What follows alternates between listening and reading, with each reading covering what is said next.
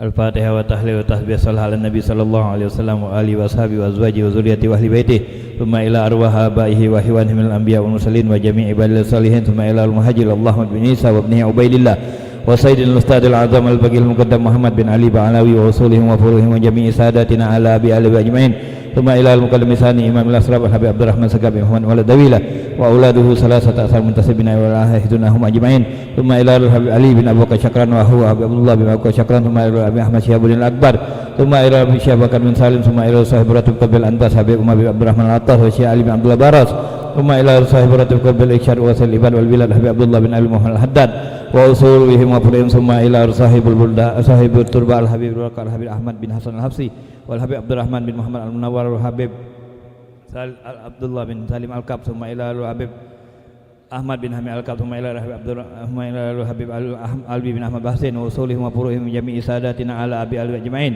anna Allah yu'li darajatim jannah wa yanfa'una wa israrihim wa amwarihim fid dunya wad dunya wal akhirah wa syiril Fatihah.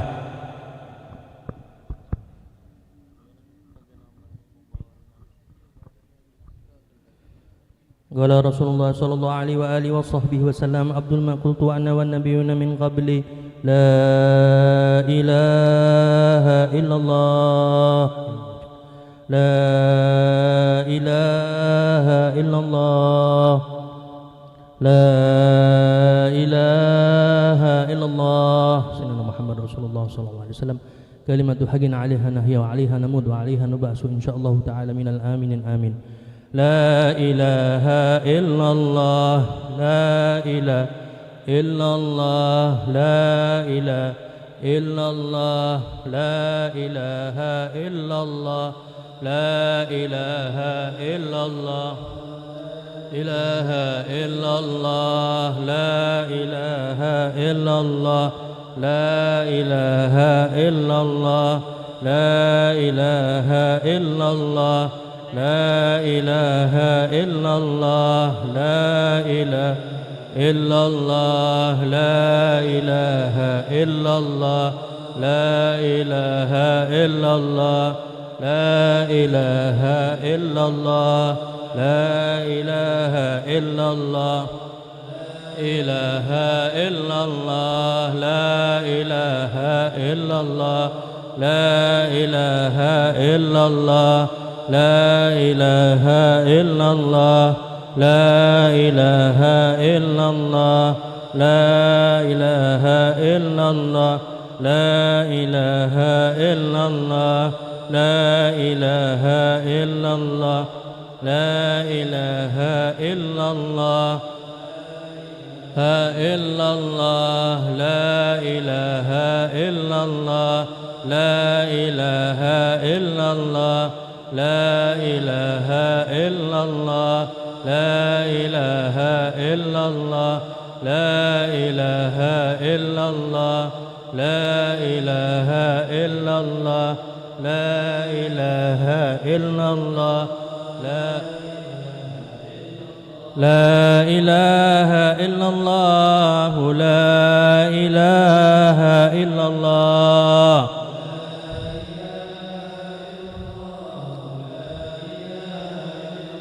La ilaha illallah La ilaha illallah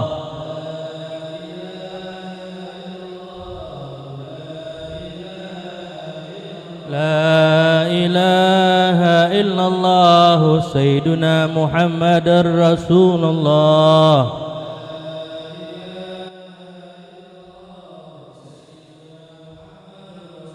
Allahumma salli ala Muhammad Allahumma salli alaihi wa sallim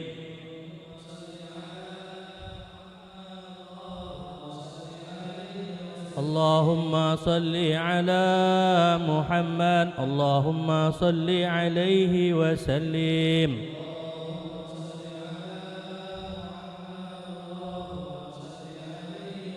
Allahumma salli ala Muhammad ya Rabbi salli alaihi wa alihi wa sahbihi wa sallim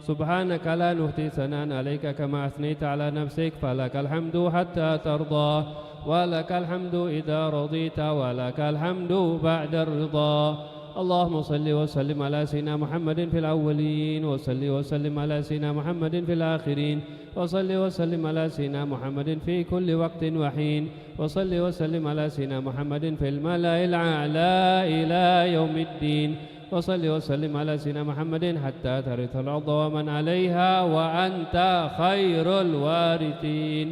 اللهم أعطي بمهد فضلك ثواب ما قرأنا من القرآن العظيم وما حللنا من قول لا إله إلا الله وما سبحنا من قول سبحان الله وبحمده وما قلنا من قول يا الله يا الله وما صلينا على حبيبك سيدنا محمد صلى الله عليه وسلم في هذه العشية المباركة هدية منا واصلة ورحمة نازلة وبركة شاملة وصدقة متقبلة نقدم ثواب ذلك إلى حبيبنا وشفينا رسول الله محمد بن عبد الله صلى الله عليه وسلم وعلى آبائه وأخوانه من الأنبياء والمرسلين وجميع أصحاب رسول الله أجمعين وآل بيت رسول الله أجمعين ثم إلى الإمام سيدنا المحاجر الله أحمد بن عيسى وإلى سيدنا عبيد الله بن أحمد بن عيسى ثم إلى رسول الله الفقيه المقدم محمد بن علي بعلبي وأصولهم وفروعهم منتسبين أهلهم أجمعين ثم إلى حبيب محمد بن علي مولى الدويل إسماعيل بن ساني عبد الرحمن سقاب جميع أولادهم منتسبين إليهم أجمعين ثم إلى سلطان الملال حبيب عبد الله أبو بكر يدرس جميع أولاده أبو بكر عني غيره ثم إلى الفخر وجود شيخ أبي بكر بن سالم وأخيه عقيل بن سالم ثم إلى رب أحمد محمد صاحب الشهيب على حبيب إخوانه الجميع ثم إلى الكتب الأنفاس حبيب عمر بن عبد الرحمن ونطه والشعلي بن عبد الله البارس ثم إلى الكتب الرشاد وغسل العباد والبلاد الحبيب عبد الله بن علوي الحداد وجميع أولاده وتلاميذه متعلق ومحبه ثم إلى العلامة عبد الرحمن بن الله الفقيه بن حسن بن صالح البحر بن الله بن حسن بن طاهر وأخي بن طاهر اسماعيل حبيب عبد الله بن عمر بن يحيى ثم إلى أبو بكر بن عبد الله العطاس بن صالح بن عبد الله العطاس الأبي أحمد بن حسن العطاس بن علي بن محمد الحبشي أبي عدروس بن عمر الحبشي بن محمد بن هدي السقاب بن بني السقاب أبي علي بن عبد الله السقاب وأصولهم وفروعهم ثم إلى أبي عبد الله بن عبد الرحمن بن محمد المشهور وأصولهم وفروعهم ثم إلى روح حبيب حامد بن علي الحداد وأخيه بن ثم إلى روح الحبيب أحمد بن حسن بن علوي الحبشي وأصولهم وفروعهم وجميع تلاميذه متعلقهم بكافة مشايخه ثم إلى روح الحبيب عبد الرحمن بن محمد المنور ثم إلى روح الحبيب أحمد بن شيخ بن شهاب والحبيب عبد الله بن عدرس بن شهاب وولده أبو علوي ثم إلى توكل محمد بن يحيى ثم إلى ربي علوي بن شيخ سكاب والحبيب عبد الرحمن بن عبد الله بن شهاب ثم إلى ربي علي بن سالم المديني علي بن عبد الرحمن المديني والحبيب عبد الرحمن بن عبد الله الحبشي والحبيب أحمد بن علي بن عبد الله الحبشي وأصولهم ثم إلى حبيب يوسف بن علي المساوى ثم إلى حبيب أحمد بن علي بن حسين ثم إلى روح حبيب علوي بن أحمد بن حسين وأصولهم وفروعهم ثم إلى الشيخ حسن بن أبو بكر بن شعيب ومحمد بن حسين سقاب والحبيب عبد الله بن عثمان المديني والحبيب عمر بن أحمد بن شهاب بن حسين بن عبد والحبيب عبد الله بن سالم الكاب الحبيب محمد بن هاشم الحبشي بن علي بن محمد الحبشي والحبيب محمد بن عبد الله الحبشي وأصولهم وفروعهم ثم إلى فقنا الشيخ علي بن شيخ أبو بكر بن سالم ثم إلى روح فقنا الشيخ علي بن حسين بن شهاب وأصولهم وفروعهم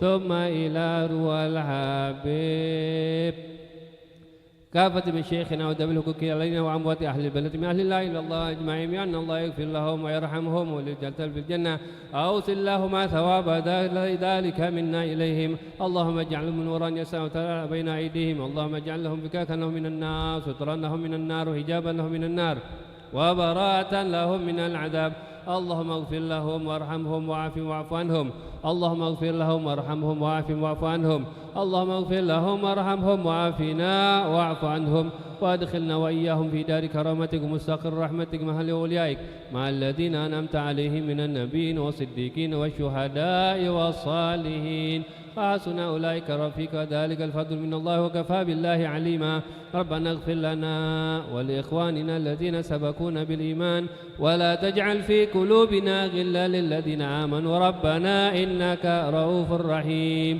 ربنا آتنا في الدنيا حسنة وفي الآخرة حسنة وقنا عذاب النار.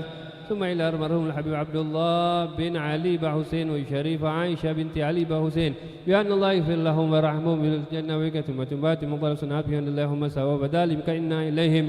اللهم أدخل في قبورهم الروح والريحان والزيت والأمان والرضوان يا حنان يا منان يا من إذا سئل أعطى وإذا استعين أعان. ربنا آتنا في الدنيا حسنة وفي الآخرة حسنة وقنا عذاب النار. وصلى الله على سيدنا محمد النبي الأمي وعلى آله وصحبه وسلم. الحمد لله رب العالمين بسر الفاتحة.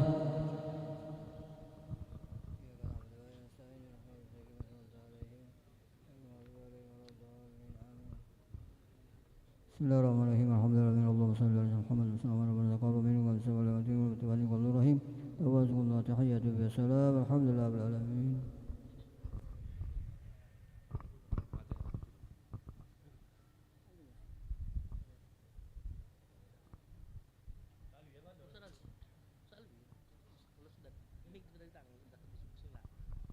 الفاتحة.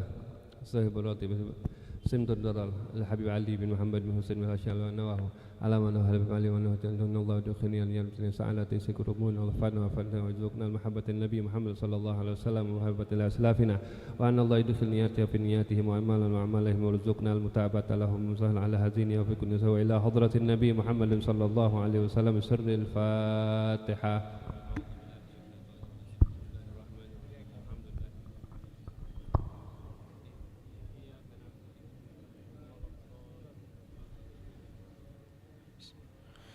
يا ربي صل على محمد يا ربي صل عليه وسلم.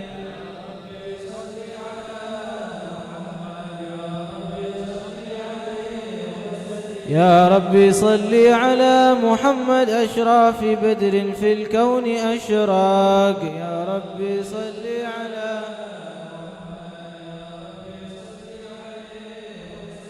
يا ربي صل على محمد أكرم داع يدعو إلى الحق. يا محمد يا ربي يا ربي صل على محمد المصطفى الصادق المصدق. يا ربي صل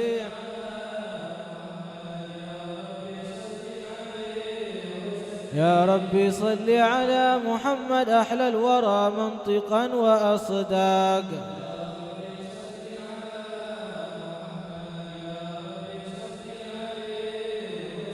يا ربي صل على محمد أفضل من بالتقى تحقق.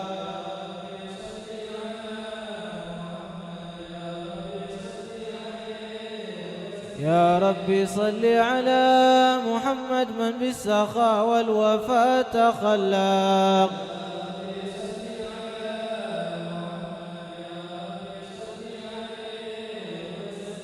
يا رب صل على محمد يا رب صل عليه وسلم. يا رب صل على محمد يا رب صل يا رب صل على محمد واجمع من الشمل ما فرق. يا رب صل على محمد وسلم. يا رب صل على محمد واصلح وسهل ما قد تعوق.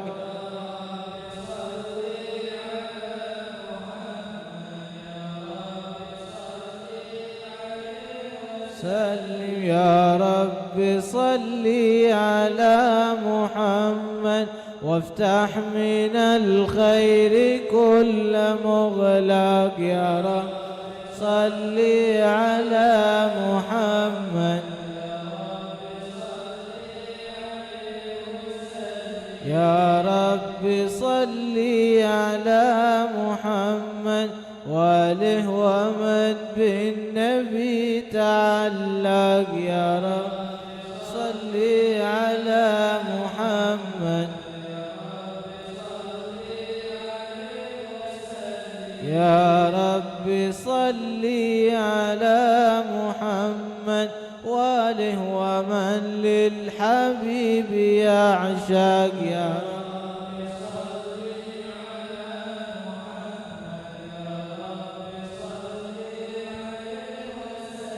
يا رب صل على محمد ومن بحبل النبي توثق يا رب صل على محمد يا رب صل عليه يا رب صل على محمد يا رب صل عليه وسلم يا رب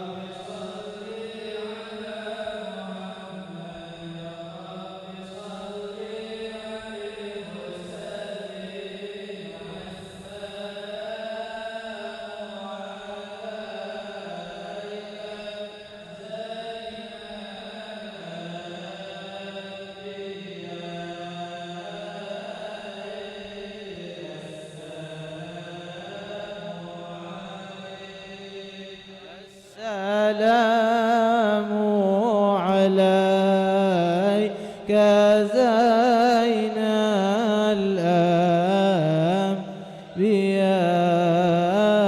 الأنبياء السلام عليك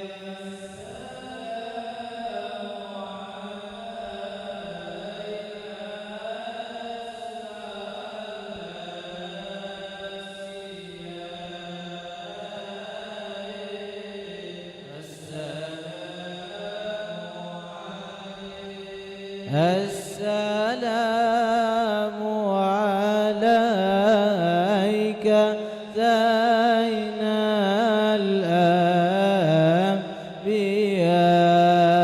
الأنبياء السلام عليك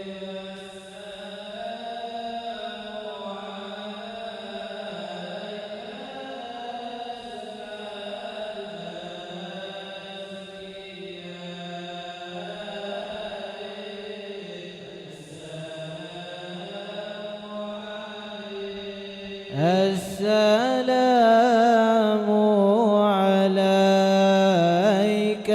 زين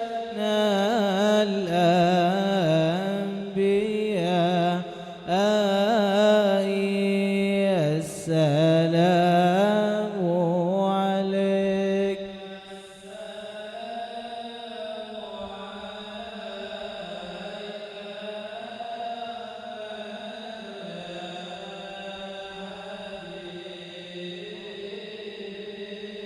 صلى الله عليه السلام عليك زين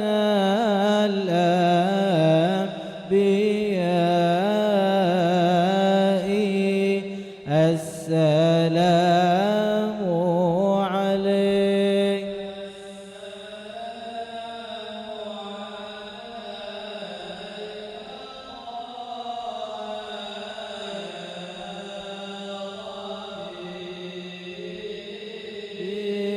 صلى الله السلام عليك زين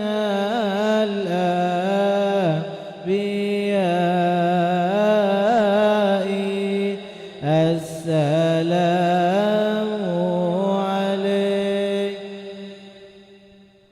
اللهم صل وسلم وبارك عليه وعلى آله أعوذ بالله من الشيطان الرجيم بسم الله الرحمن الرحيم إنا فتحنا لك فتحا مبينا ليغفر لك الله ما تقدم من ذنبك وما تأخر ويتم نعمته عليك ويهديك صراطا مستقيما وينصرك الله نصرا عزيزا لقد جاءكم رسول من أنفسكم عزيز عليه ما عنتم حريص عليكم بالمؤمنين رؤوف رحيم فإن تولوا فقل حسبي الله لا إله إلا هو عليه توكلت وهو رب العرش العظيم إن الله وملائكته يصلون على النبي يا أيها الذين آمنوا صلوا عليه وسلموا تسليما اللهم صل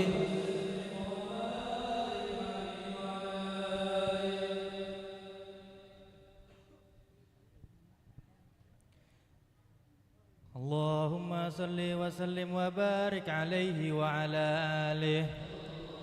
بسم الله الرحمن الرحيم. الحمد لله القوي سلطانه الواضح برهانه المبسوط في الوجود كرامه وإحسانه تعالى مجده وعظم شانه خلق الخلق لحكمة وطوى عليها علمه وبسط له من فائد المنة ما جرت به في أقداره الجسمة فأرسل إليهم أشرف خلقه وجل عبيده الرحمة تعلقت إرادته الأزلية بخلق هذا العبد المحبوب فانتشرت آثاره شرفه في عوالم الشهادة والغيوب فما أجل هذا المن الذي تكرم به المنان وما أعظم هذا الفضل الذي برز من حضرة الإحسان سورة كاملة ظهرت في هيكل المحمود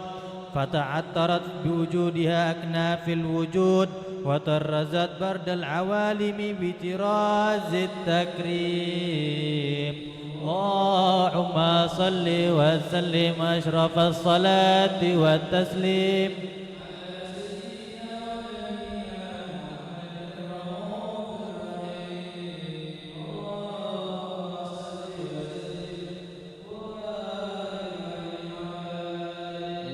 اللهم صل وسلم وبارك عليه وعلى آله تجلى الحق في عالم قدسه الواسع تجليا قضى بانتشار فضله في القريب والشاسع فله الحمد الذي لا تنحصر أفراره بالتعداد ولا يمل تكراره بكثرة ترداد حيث أبرز من عالم الإمكان صورة هذا الإنسان ليتشرف بوجوده الثقلان وتنتشر أسراره في الأكوان فما من سر اتصل به قلب منيب إلا من سوابغ فضل الله على هذا الحبيب يا لقلب سروره قد توالى بحبيب أما الأنام نوالا جل من شرف الوجود بنور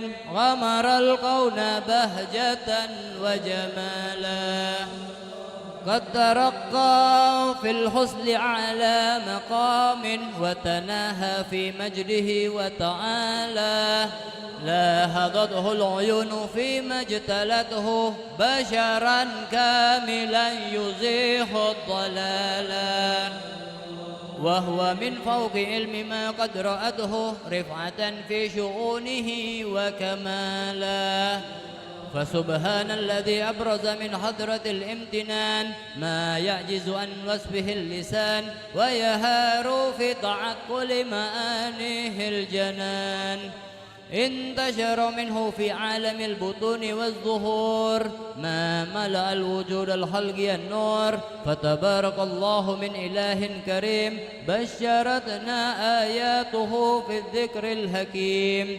ببشارة لقد جاءكم رسول من أنفسكم عزيز عليه ما عنتم حريص عليكم بالمؤمنين الرؤوف الرحيم فمن فاجأته هذه البشارة وتلقاها بقلب سليم فقد هدي إلى صراط مستقيم اللهم صل وسلم والصلاة والتسليم على سيدنا رؤوف الرحيم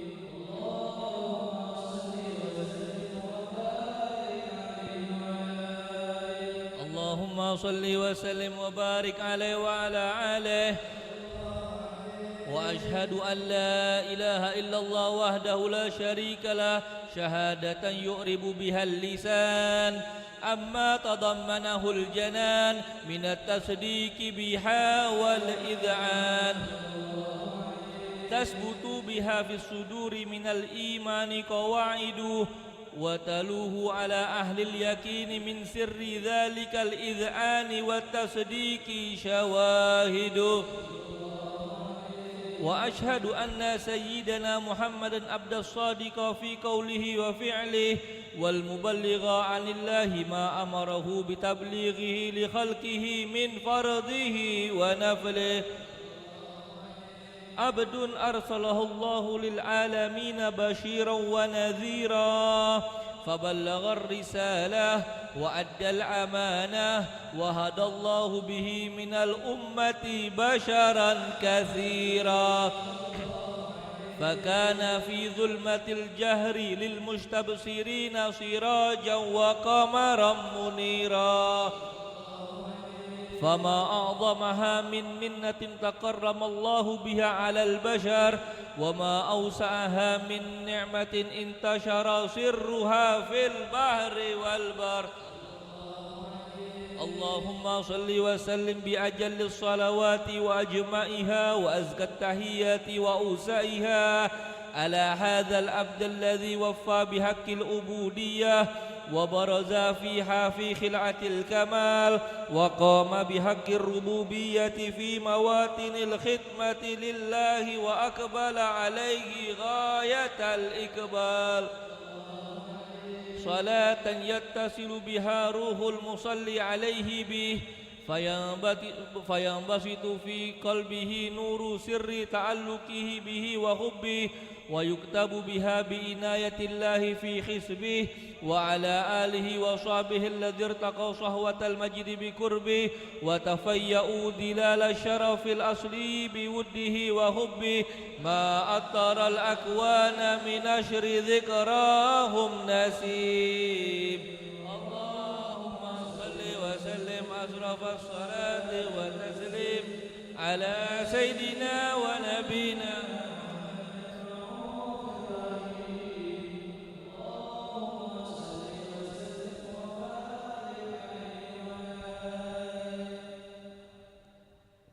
اللهم صل وسلم وبارك عليه وعلى آله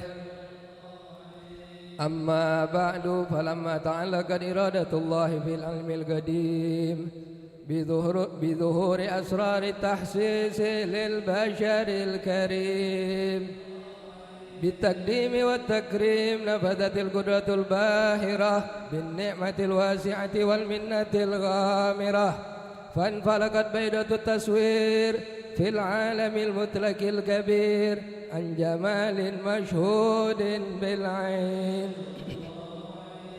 هاو لوصف الكمال المطلق والحسن التام والزين فتنقل ذلك الجمال الميمون في الأسلاب الكريمة والبطون فما من صلب ضمة إلا وتمن عليه من الله النعمة فهو القمر التام الذي يتنقل في بروجه ليتشرف به موطن استقراره وموضع خروجه وقد قضت الأقدار الأزلية بما قضت وأظهرت من سر هذا النور ما أظهرت وخصصت به من خصصت فكان مستقره في الأسلاب الفاهرة والأرحام الشريفة الطاهرة حتى برز في عالم شهادة بشرا لا كالبشر ونورا حير الأفكار ظهوره وبهر فتعلقت همة الراكم لهذه الحروف بأن يركم في هذا القرطاس ما هو لديه من عجائب ذلك النور معروف. وإن كانت الألسن لا تفي بعشر معشار أوصاف ذلك الموصوف تشويقا للسامعين من خواص المؤمنين وترويها للمتعلقين بهذا النور المبين. وإلا فأنا تعرب الأكلام عن شؤون خير الأنام، ولكن هزني إلى تدوين ما حفظته من شعر أشراف المخلوقين وما أكرمه الله به في مولده من الفضل الذي عم العالمين. وبكيت رايته بالكون منشورة على مر الأيام والشهور والسنين، داعي التعلق بهذه الهدرة الكريمة ولاعج التشوق إلى سماع أوصافها العظيمة، ولعل الله ينفع به المتكلم والسامع فيدخلان في شفاعة هذا النبي الشافع ويتروهان بروح ذلك النعيم. اللهم صل وسلم شوف الصلاة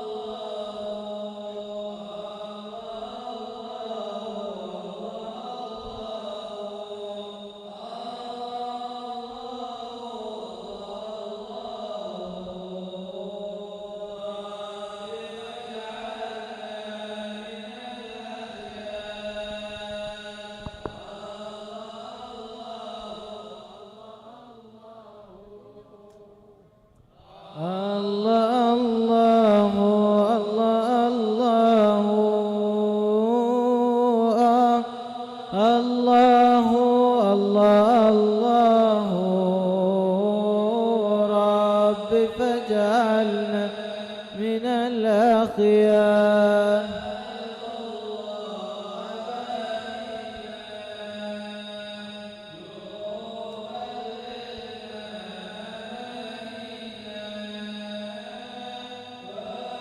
يذهب مننا الأقدار رب فاجعلنا من الأخيار.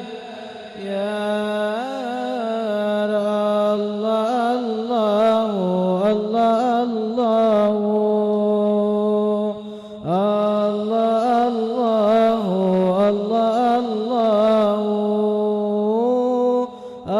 الله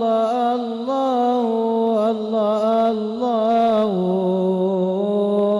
رب فاجعلنا من الأخيار.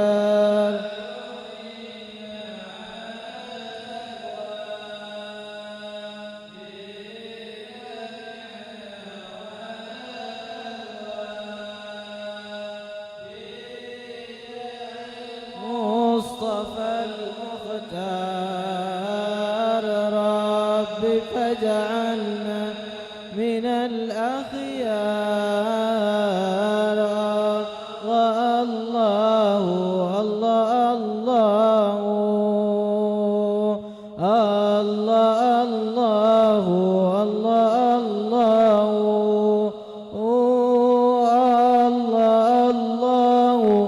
الله الله رب فاجعلنا من الأخيار.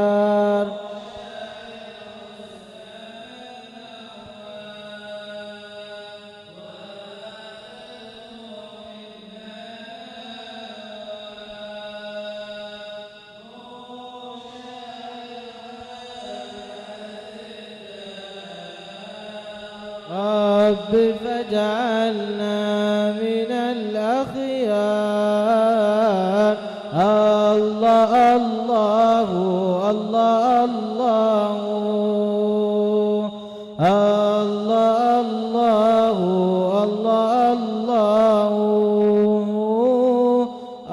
الله الله الله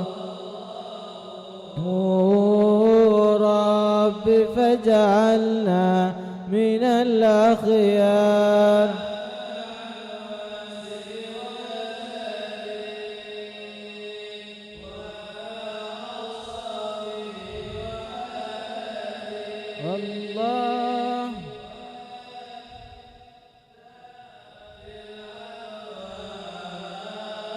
رب فاجعلنا من الأخيار الله الله الله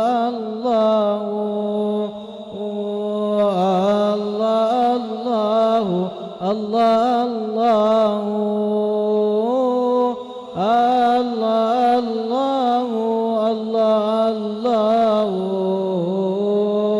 رب فاجعلنا من الأخيار الله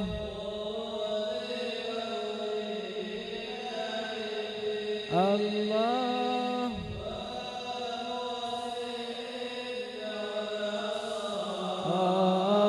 الرب فاجعلنا من الأخيار الله الله الله الله الله الله الله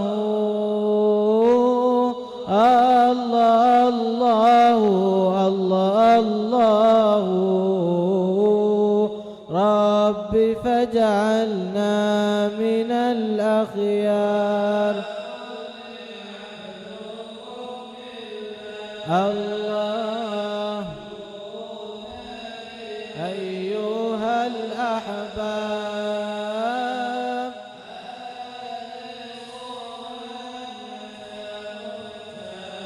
الأحباب رب فاجعلنا من الأخيار الله الله الله الله الله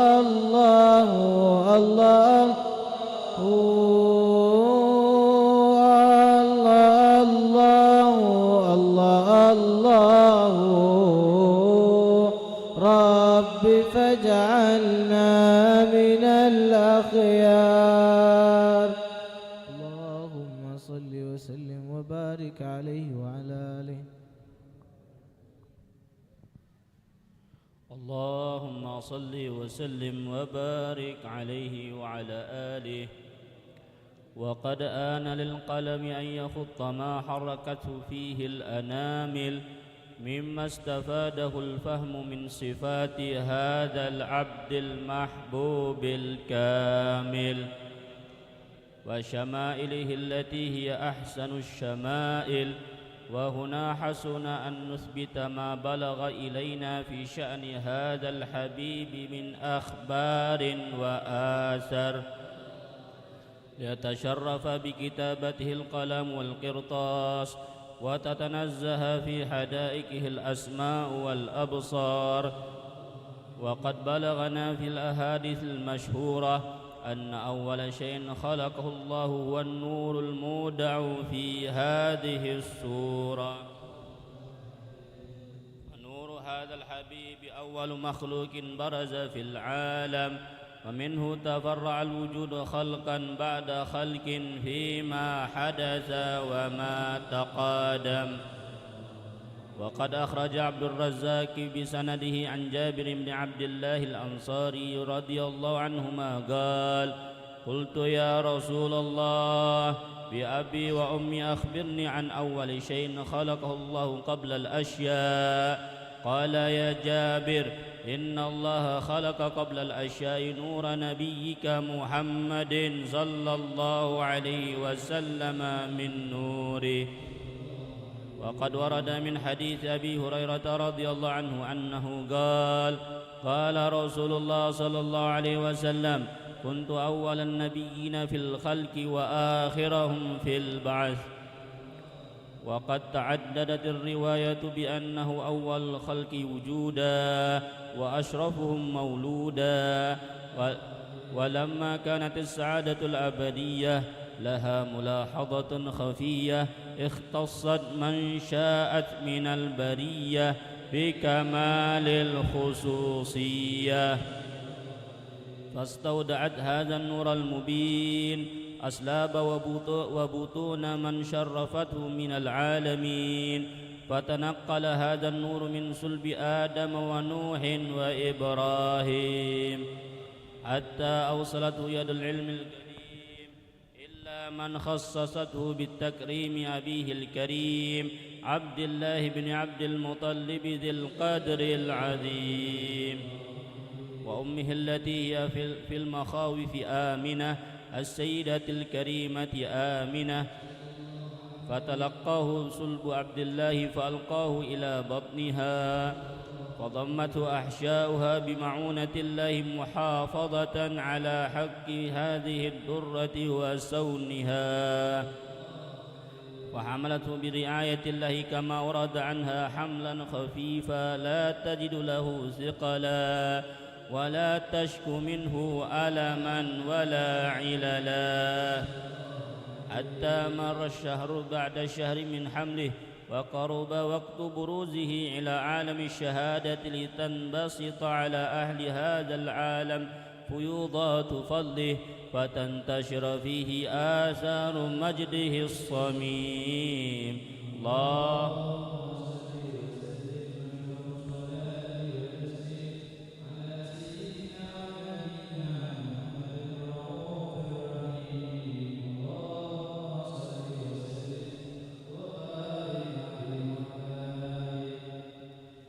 اللهم صل وسلم أشرف الصلاة والتسليم على سيدنا ونبينا محمد الرؤوف الرحيم. ومنذ علقت به هذه الدرة المكنونة والجوهرة المصونة، والكون كله يصبح ويمسي في سرور وابتهاج بقرب ظهور إشراق هذا السراج، والعيون متشوفة إلى بروزه، متشوقة إلى التقاط جواهر كنوزه. وكل دابة لقريش نطقت بفصيح العبارة معلنة بكمال البشارة، وما من حامل حملت في ذلك العام إلا أتت في حملها بغلام من بركات وسعادة هذا الإمام.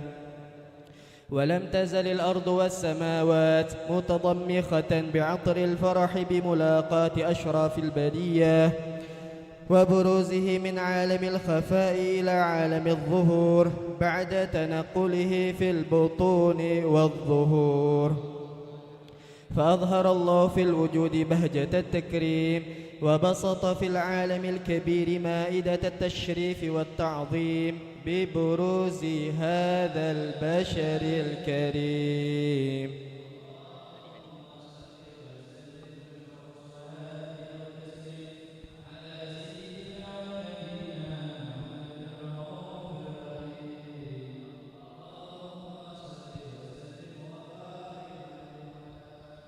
صلوا على نور الذي عرج السماء، يا فوز من يا فوز من صلى عليه وسلم. صلوا على نور الذي عرج السماء، يا فوز من يا فوز من صلى عليه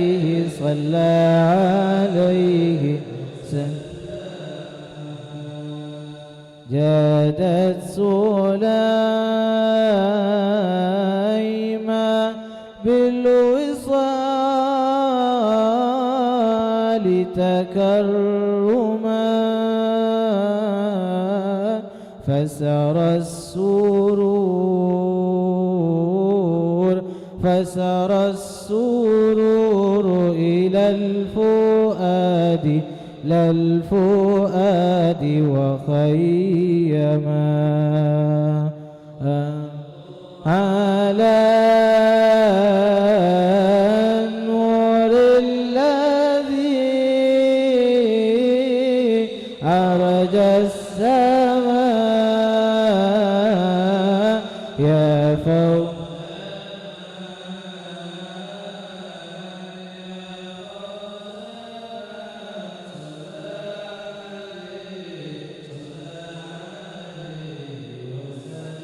لما يا حسن ما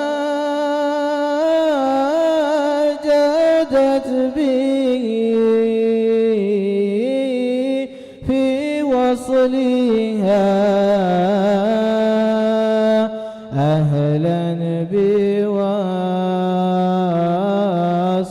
أهلا بوصل فيه نلت المغنما صلوا على نور الذي عرج السماء يا فوز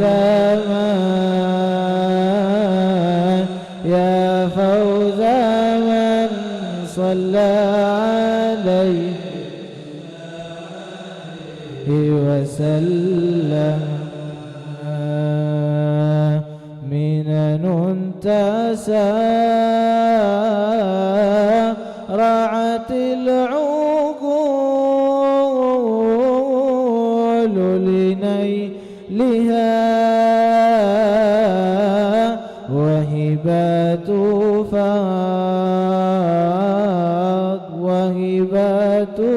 فضل أورثتنا عنهما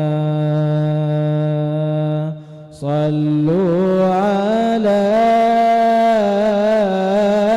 نور الذي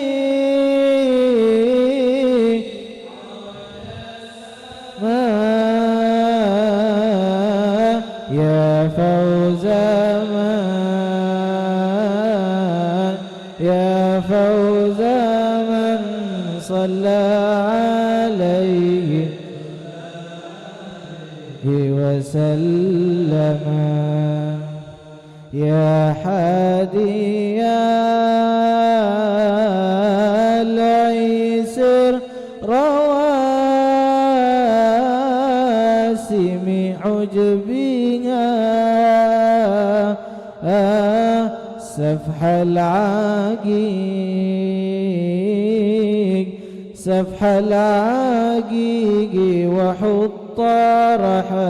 وحط رحلك في الحمى صلوا على نور الذي عرج السماء يا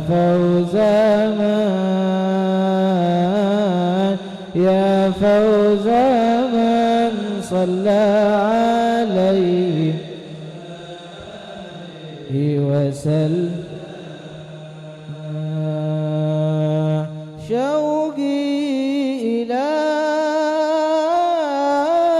دار الحبيب محمد شوق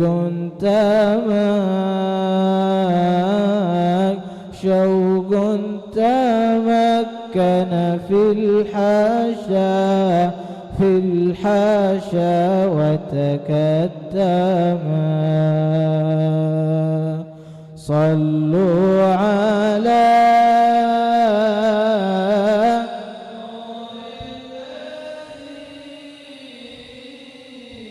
عرج السماء يا فوز من يا فوز من صلى عليه لا عليه وسلم دار حوات نعم الإله جميعها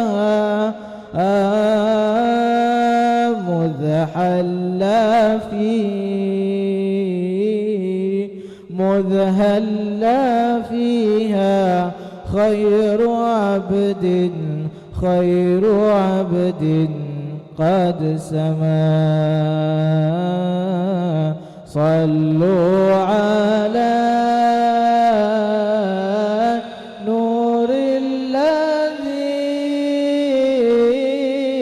عرج السماء يا فوز من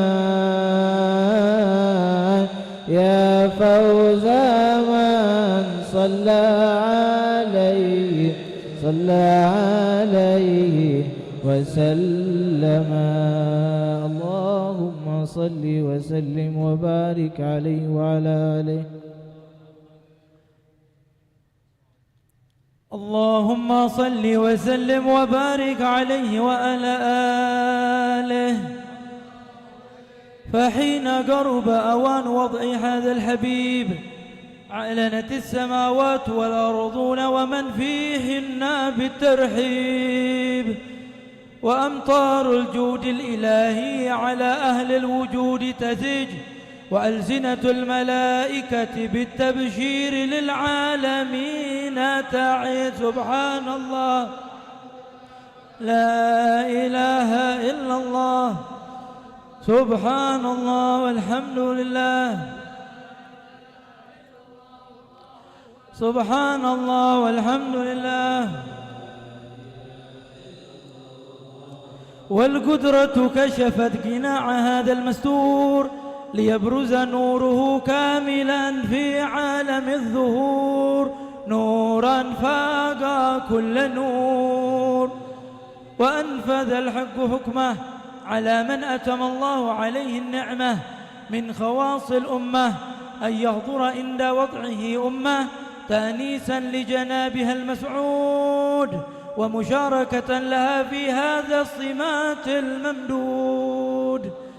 فحضرت بتوفيق الله سيدة مريم وسيدة آسية، ومعهما من الحور العين من قسم الله له من الشرف بالقسمة الوافية. فأتى الوقت الذي رتب الله على حضوره وجود هذا المولود، فانفلق صبح الكمال من النور عن عمود، وبرز الحامد المحمود مذئنا لله بالتعظيم والسجود. صلى الله عليه وسلم صلى الله على محمد صل وسلم. الله يا نبي سلام عليك، يا رسول سلام عليك، يا حبيب سلام عليك. صلوات الله عليك الله يا نبي سلام عليك، يا رسول سلام عليك، يا حبيب سلام عليك. صلوات الله عليك. أشرق الكون ابتهاجا بوجود المصطفى أحمد، ولأهل الكون أنس وسرور قد تجدد الله يا نبي سلام عليك يا رسول سلام عليك الله يا حبيب سلام عليك صلوات الله عليك فاطربوا يا أهل المثاني فهزاروا اليمن غرت واستضيئوا بجمال فاق في الحسن تفرد الله يا نبي سلام عليك يا رسول سلام عليك يا حبيب سلام عليك الله عليك ولنا البشرى بسعد مستمر ليس ينفد حيث أوتينا عطاء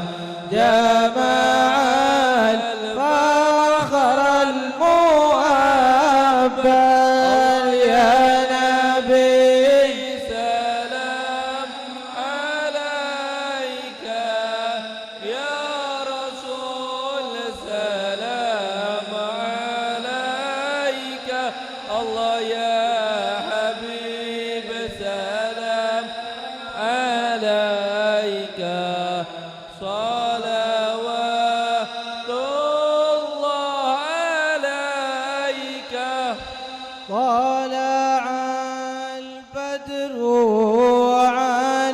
علينا من ثنيات الوداع وجب الشكر علينا ما دعا لله داعي طلع البدر علينا من ثنيات الوداع وجب الشكر علينا ما دعا لله داعي فلربي كل حمد جل أن يحصره العاد إذ حبانا بوجود مصطفى الهادي محمد طلع البدر علينا من ثنيات الوداع وجب الشكر علينا ودعا لله داعي يا رسول الله أهلا بك إن بك نسعد وبجاهه يا إلهي جد وبلغ كل لا مقصد طلع البدر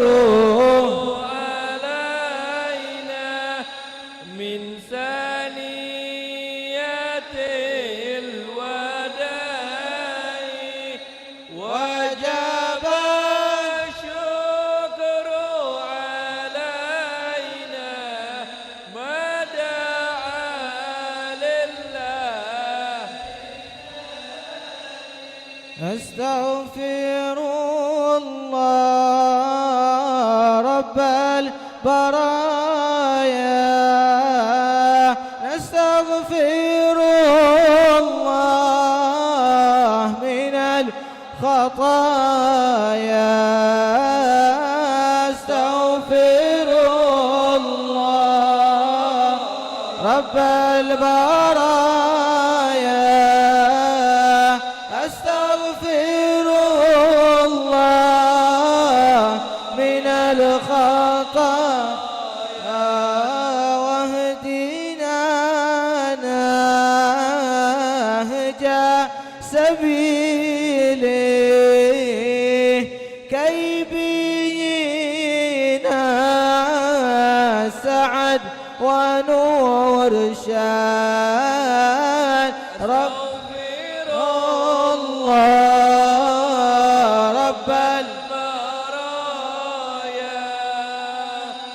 أستغفر الله من الخطايا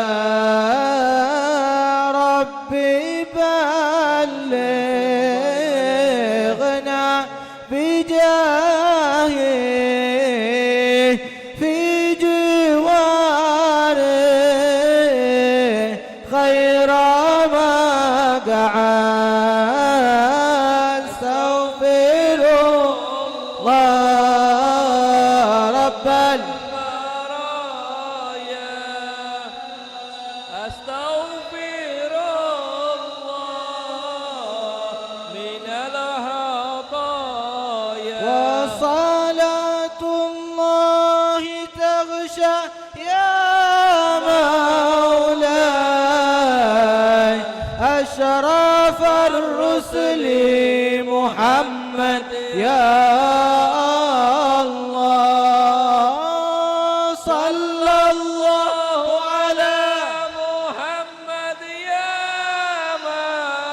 مولاي صلى الله عليه وسلم يا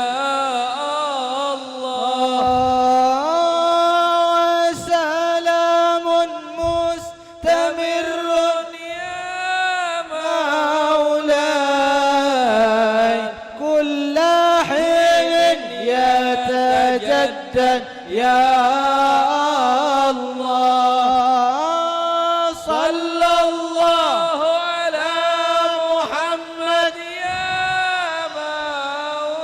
مولاي يا رب صل عليه وسلم يا الله اللهم صل وسلم وبارك عليه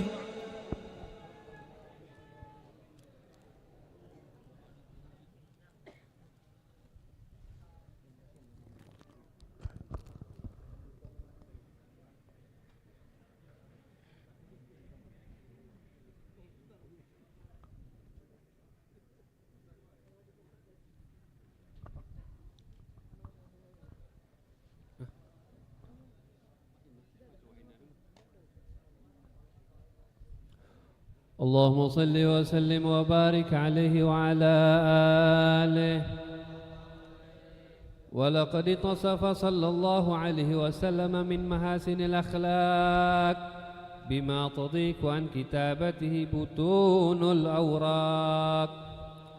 كان صلى الله عليه وسلم أحسن الناس خلقا وخلقا وأولهم إلى مكارم الأخلاق سبقا وأوسعهم بالمؤمنين حلما ورفقا برا رؤوفا لا يقول ولا يفعل إلا معروفا له الخلق السهل واللفظ المحتوي على المعنى الجزل إذا دعاه المسكين أجابه إجابة معجلة وهو الأب الشفيق الرحيم لليتيم والأرملة وله مع سهولة الأخلاقه الهيبة القوية التي ترتعد منها فرائس الأقوياء من البرية ومن نشر طيبه تعطرت الطرق والمنازل وبعرف ذكره تطيبت المجالس والمحافل. فهو صلى الله عليه وسلم جامع الصفات الكمالية والمنفرد في خلقه وخلقه بأشرف خصوصية، فما من خلق في البرية محمود إلا وهو متلقا عن زين الوجود. أجملت في وصف الحبيب وشانه، وله العلا في مجده ومكانه، أوصاف عز قد تعالى مجدها، أخذت على نجم سهاب عنانه. وقد انبسط القلم في تدوين ما أفاده العلم من وقائع مولده النبي الكريم، وحكاية ما أكرم الله به هذا العبد المقرب من التكريم والتعظيم والخلق العظيم. فحسن مني أن أمسك أئنة الأكلام في هذا المقام وأقرأ السلام على سيد الأنام. السلام عليك أيها النبي ورحمة الله وبركاته. السلام عليك أيها النبي ورحمة الله وبركاته. السلام عليك أيها النبي ورحمة الله وبركاته. وبذلك يحسن الختم كما يحسن التقديم، فعليه أفضل الصلاة والتسليم.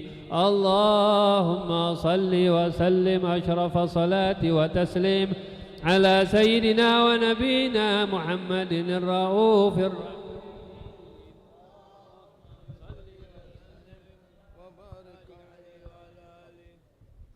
بسم الله الرحمن الرحيم. بسم الله والحمد لله ولا إله إلا الله واستغفر الله وصلى الله على رسول الله.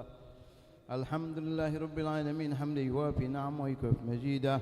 يا ربنا لك الحمد كما ينبغي لجلال وجهك والعظيم سلطانك. اللهم صل وسلم على سيدنا محمد وعلى آله وصحبه أجمعين.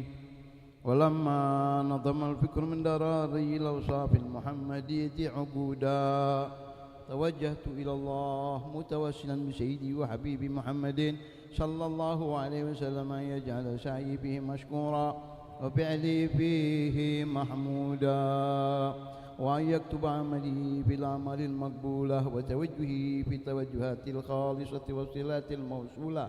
اللهم يا من إليه تتوجه الآمال فتعود ظافرة، وعلى باب عزته تحت الرحال فتغشاها منه الفيوضات الغامرة. نتوجه إليك بأشرف الوسائل لديك سيد المرسلين عبدك الصادق الأمين سيدنا محمد الذي عمت رسالته العالمين، أن تصلي وتسلم على تلك الذات الكاملة مستودع أمانتك وحفيظ سرك وحامل راية دعوتك الشاملة، الأب الأكبر المحبوب لك والمخصص بشرف الأبخار في كل موطن من مواطن القرب ومظهر، قاسم إمدادك في عبادك وساقي كؤوس إرشادك لأهل ودادك سيد الكونين وأشرف الثقلين، العبد المحبوب الخالص المخصوص منك بأجل الخصائص. اللهم صل وسلم عليه وعلى آله وأصحابه وأهل حضرة اقترابه من أحبابه.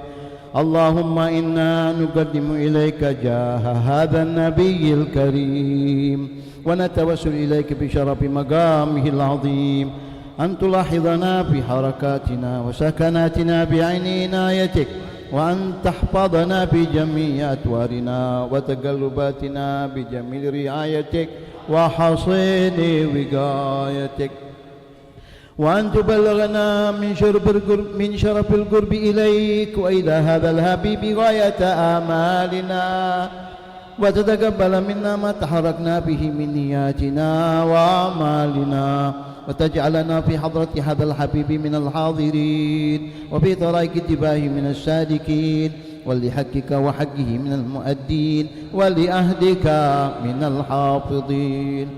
اللهم إن لنا أطمعا في رحمتك الخاصة فلا تحرمنا، وظنونا جميلة هي وسيلتنا إليك فلا تخيبنا، آمنا بك وبرسولك وما جاء به من الدين وتوجهنا به إليك مستشفعين أن تقابل المذنب منا بالغفران والمسيء بالإحسان والسائل بما سأل والمؤمل بما أمل وأن تجعلنا ممن نصر هذا الحبيب ووازره ووالاه وظاهره وعم ببركته وشرف بجهته أولادنا ووالدينا وأهل قطرنا ووادينا وجميع المسلمين والمسلمات والمؤمنين والمؤمنات في جميع الجهات وأدم راية الدين القويم بجميع الأقطار منشورة ومعالم الإسلام والإيمان بأهلها معمورة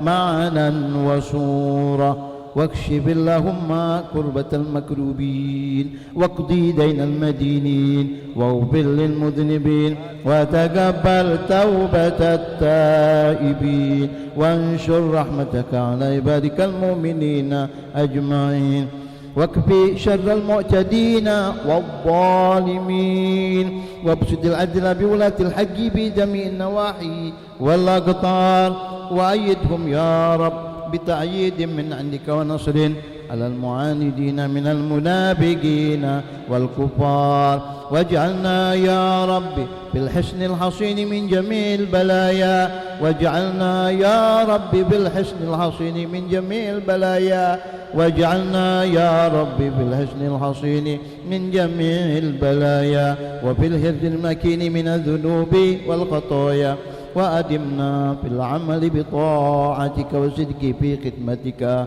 قائمين إذا توفيتنا فتوفنا مسلمين مؤمنين واختم لنا منك بخير أجمعين وصل وسلم على هذا الحبيب المحبوب للأجسام والأرواح والقلوب وعلى آله وصحبه ومن إليه منسوب وآخر دعوانا أن الحمد لله رب العالمين سبحان ربك رب العزة عما يصفون وسلام على المرسلين والحمد لله رب العالمين بسر الفاتحة.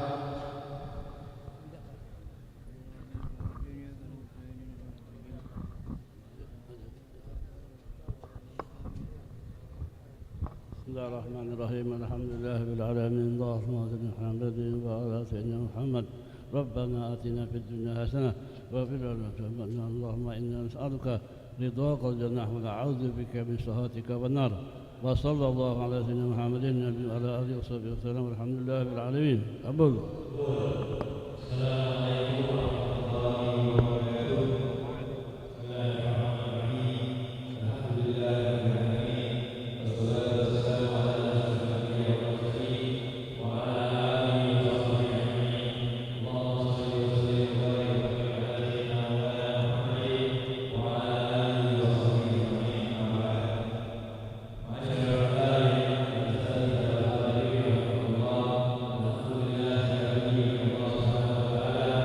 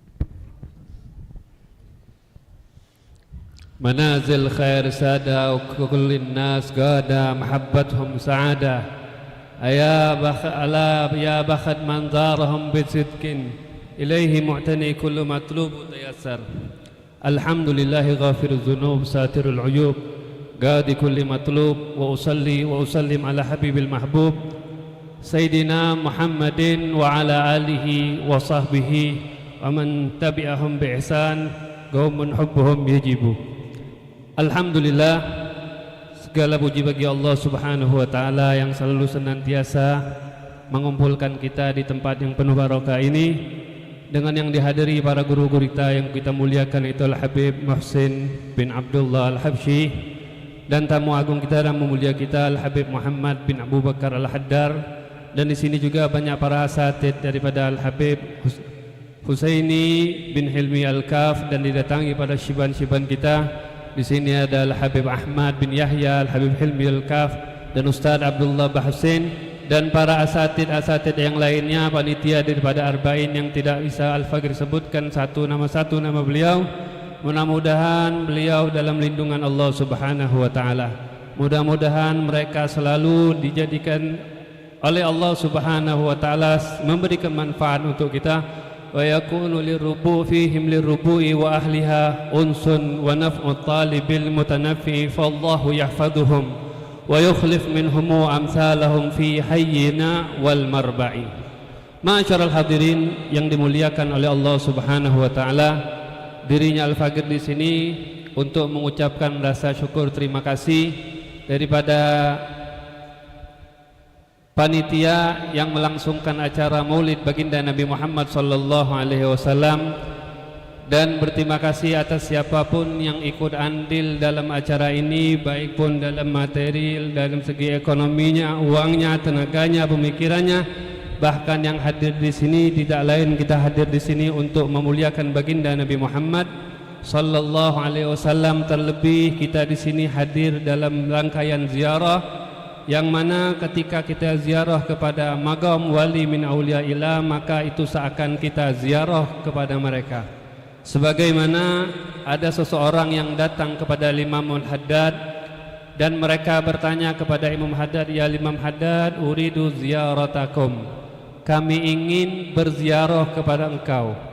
Maka Imam Haddad mengatakan, "Insyaallah in lahiktumuna." InsyaAllah kalau engkau masih menemui kami, wa illa fakuburuna niabatan minna. Kalau engkau tidak mendapatkanku, maka kuburan kami cukup untuk pengganti untuk berziarah kepadaku. Maka dengan kita ziarah di sini, insyaallah mudah-mudahan kita mendapatkan dari berkahan daripada Al-Habib Ahmad Al-Habsyi dan Al-Habib daripada Abdurrahman Suruh Aulia yang ada di sini, karena ziarah kepada mereka merupakan kemudahan dalam suatu urusan. Sebagaimana Imam Haddad beliau mengatakan, ziaratul kubur inda salihin nujhun lima yata'assar lahul umur. Ziarah kubur itu merupakan suatu solusi untuk memudahkan segala urusan.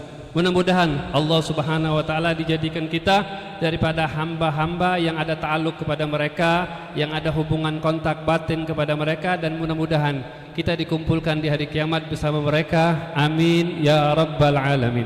Dan sebelum ditutup, adapun ada kekurangan di sana sini yang berlangsung di acara ini, Al-Fagir mohon maaf, dan semuanya ini merupakan fadlun minallah Subhanahu wa Ta'ala, dan mudah-mudahan Allah jadikan kita termasuk daripada hamba-hamba yang selalu mengikuti daripada jejak leluhurnya. Amin ya rabbal alamin. Hadza ma naqulu lakum. Wassalamualaikum warahmatullahi taala wabarakatuh.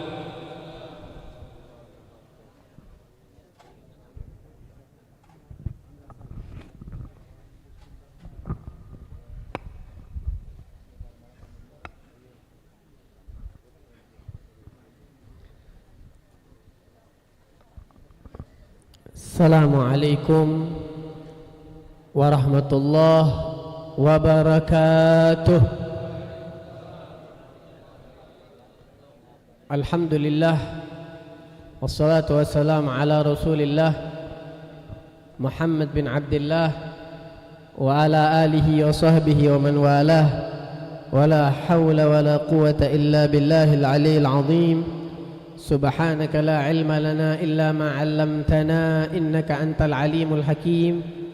رب اشرح لي صدري ويسر لي أمري واحلل عقدة من لساني يفقهوا قولي وسدد لساني واهد قلبي بجاه النبي والآل. أما بعد، معاشر الآباء والحبائب والأساتذة yarhamni wa yarhamkumullah. Hadirin, sebelum kita memulai, semoga kita berdoa untuk para siban-siban kita, guru-guru kita yang berada di depan ini. Allah panjangkan umur mereka, Allah lancarkan urus mereka, Allah gabul hajat-hajat mereka, Allah jadikan mereka sebagai wasilah kita untuk semakin dekat dengan baginda Ar-Rasul sallallahu alaihi wasallam. Dan kita berdoa untuk kita bersama tidak keluar kita dari tempat ini kecuali dosa-dosa kita telah diampuni oleh Allah, segala hajat-hajat kita digabulkan oleh Allah. Yang punya penyakit diangkat penyakitnya oleh Allah, yang punya hutang dilunaskan hutangnya oleh Allah, yang belum nikah dipercepat nikahnya oleh Allah, yang sudah menikah belum punya anak dipercepat punyanya oleh Allah, yang punya hajat-hajat yang lain insyaallah digabul oleh Allah Subhanahu wa taala. Amin ya rabbal alamin. Ma'asyiral hadirin rahimakumullah. Bersyukur kita bersyukur atas segala nikmat yang Allah anugerahkan, yang Allah berikan, sehingga kita masih diberikan kesempatan, kesehatan untuk duduk di tempat ini, di makbarah, di turba, di pusara, di kuburan Al-Habib Ahmad bin Hasan Al-Habsyi, yang kita yakini bahwasanya tempat orang soleh adalah tempat turunnya rahmat. Apalagi di sini tempat seorang wali min auliyaillah yang masyhur, yang sudah diakui oleh masyarakat. Semoga tempat ini menjadikan wasilah kita untuk menjadi dekat sama Nabi Muhammad sallallahu alaihi wasallam. Hadirin rahimakumullah, ketahuilah kalau bulan Ramadan adalah waktu untuk kita berpuasa. Bulan Syawal, Dzulqa'dah dan Dzulhijjah miqat untuk orang melaksanakan ibadah haji. Maka bulan Rabiul Awal adalah miqat li ahlil mahabbah, bagi orang yang cinta kepada Nabi Muhammad sallallahu alaihi wasallam. Waktu yang paling tepat, waktu yang paling bagus untuk kita meningkatkan kadar pengetahuan kita kepada Rasulullah, kadar kedekatan kita dengan Nabi Muhammad SAW adalah Rabiul Awal. Dan Rabiul Awal telah meninggalkan kita. Sekarang kita berada di Rabiul Tsani. Para ulama menjadikan Rabiul Awal digandeng dengan Rabiul Tsani karena tidak ada habis-habisnya tentang pembahasan Rasulullah, tidak ada habis-habisnya tentang maulid Nabi Muhammad SAW, sehingga Rabiul Awal tidak cukup untuk kita memperingati Rasulullah sallallahu alaihi wasallam. Kita jadikan Rabiul Awal yang telah meninggalkan kita sebagai Rabiul Awal yang paling hebat di masa-masa kita. Dan Rabiul Tsani ini jangan sampai kita ketinggalan untuk semakin menambahkan kecintaan kita kepada Rasulullah, untuk semakin menambahkan pengetahuan kita terhadap Nabi Muhammad sallallahu alaihi wasallam. Rugi kalau kita hidup di muka bumi ini tidak pernah menambah pengetahuan kita tentang Rasulullah. Kita hanya mengetahui Rasulullah seperti itu saja. Sangat-sangat rugi kita hidup di dunia ini tidak mampu mencintai Rasulullah, tidak mampu meletakkan Rasulullah ke dalam hati kita. Cinta yang sangat mahal, cinta yang sangat susah diperoleh, namun kita tidak mau berusaha mencintai Nabi Muhammad. Rugi. Hadirin, dari mana kita bisa menumbuhkan rasa cinta kita kepada Nabi Muhammad? Perkenal Rasulullah, kenali Nabi Muhammad, pelajari tentang Rasulullah. Apa tugas-tugas Nabi Muhammad? Bagaimana peranan-peranan penting Rasulullah Sallallahu Alaihi Wasallam? Kalau kita runut, kita pelajari, kita bahas tentang bagaimana peranan-peranan Nabi Muhammad, maka peranan yang paling besar, yang paling mulia, yang paling hebat adalah jasa Nabi Muhammad. Di antara jasa yang paling menonjol adalah jasa Nabi Muhammad untuk kota Madinah dan penduduk kota Madinah. Hadirin, apa proyek Nabi Muhammad untuk masyarakat Madinah? Kita ketahui bersama, ada satu perang yang menghasilkan ghanimah, rampasan perang yang sangat banyak, yang sangat melimpah luar biasa. Perang tersebut adalah Ghazwatul Hunain wa Ghazwatul Taif. Dua perang ini, Taif dan Hunain, menghasilkan rampasan perang yang sangat luar biasa banyaknya. Dikatakan ada 24.000 ba'ir, onta, 24.000 onta sebagai harta rampasan perang. Ada 40.000 kambing yang diambil dan dijadikan sebagai ghanimah untuk orang muslimin. Ada 6.000 budak yang dijadikan ghanimah untuk kaum muslimin. Ada ribuan uqiyah minal fiddah, ribuan fiddah yang terkumpul untuk kaum muslimin, yang dibagi-bagikan percuma oleh Nabi Muhammad sallallahu alaihi wasallam. Rasulullah membagikan ghanimah, rampasan perang terhadap kaum muslimin. Namun ingat, yang dibagikan oleh Nabi saat itu bukan kaum muslimin yang berasal dari kota Madinah. Yang dibagikan oleh Rasulullah mereka yang baru masuk ke dalam agama Islam. Mereka yang baru kumpul dengan Nabi Muhammad. Perang Hunain ini terjadi setelah Fathu Mekkah tahun 8 Hijriah. Pasukan Nabi Muhammad dari kota Madinah berjumlah 10.000 orang. Kemudian ketika Rasulullah SAW menyerang kota Taif, menyerang Hunain, itu berjumlah 12.000 orang. Ada 2.000 orang yang baru masuk ke dalam agama Islam. Ada 2.000 orang yang baru join ke dalam agama Islam. 2.000 inilah yang dibagikan ghanimah, rampasan perang oleh Nabi Muhammad SAW. Sehingga muslimin yang berasal dari kota Madinah sedikit kecewa dengan Nabi Muhammad. Mereka sedikit bersedih, karena siapa yang tidak mau dunia? Mereka pun masih ada di dalam hati mereka tentang dunia. Akhirnya mereka curhat dan berkata kepada Sa'ad bin Ubadah, ketuanya mereka. Sa'ad bin Ubadah menghadap kepada Nabi Muhammad SAW dan berbicara tentang rampasan perang tersebut. Apa yang dikatakan oleh Rasulullah? Wahai Sa'ad, kumpulkan masyarakat Ansor, kumpulkan sahabatku Ansor, kumpulkan, aku akan memberitahukan tentang mereka. Kemudian Rasulullah berkhutbah di hadapan para Ansor. Rasulullah mengatakan kepada mereka, dan ini tujuan Nabi Muhammad hijrah ke kota Madinah sebagai asas, dasar, proyek dan peranan Nabi Muhammad di kota Madinah. Apa kata Nabi Muhammad SAW? Alam takunu dullalan fahadakumullahu bi. Kata Nabi Muhammad kepada masyarakat Madinah, bukankah kalian dulu adalah orang yang tidak menyembah Allah, orang yang tersesat? Kemudian aku datang membawa hidayah kepada kalian. Rasulullah memberitahukan bahwasanya datangnya Nabi Muhammad ke kota Madinah sebagai pembawa hidayah, sebagai pembawa Islam dan tauhid. Perlu diketahui, ketika Rasulullah pertama kali masuk ke kota Madinah, hanya 500 orang yang baru masuk ke dalam Islam. 500 orang yang baru bersyahadat dari 8.000 orang penduduk kota Madinah. Saat itu pada tahun 8 tidak ada satupun rumah di kota Madinah kecuali semuanya telah masuk ke dalam agama Islam. Shadaqan Nabi SAW. Rasulullah membawa hidayah ke kota Madinah dan semua masyarakat Madinah memeluk agama Islam. Kemudian Rasulullah berkata lagi kepada mereka, alam takunu mutafarriqina fa'allafallahu baina qulubikum bi. Bukankah kalian dulu bermusuh-musuhan wahai Ansar? Bukankah kalian dulu bergontok-gontokan, berantem dan berpecah belah wahai Ansar?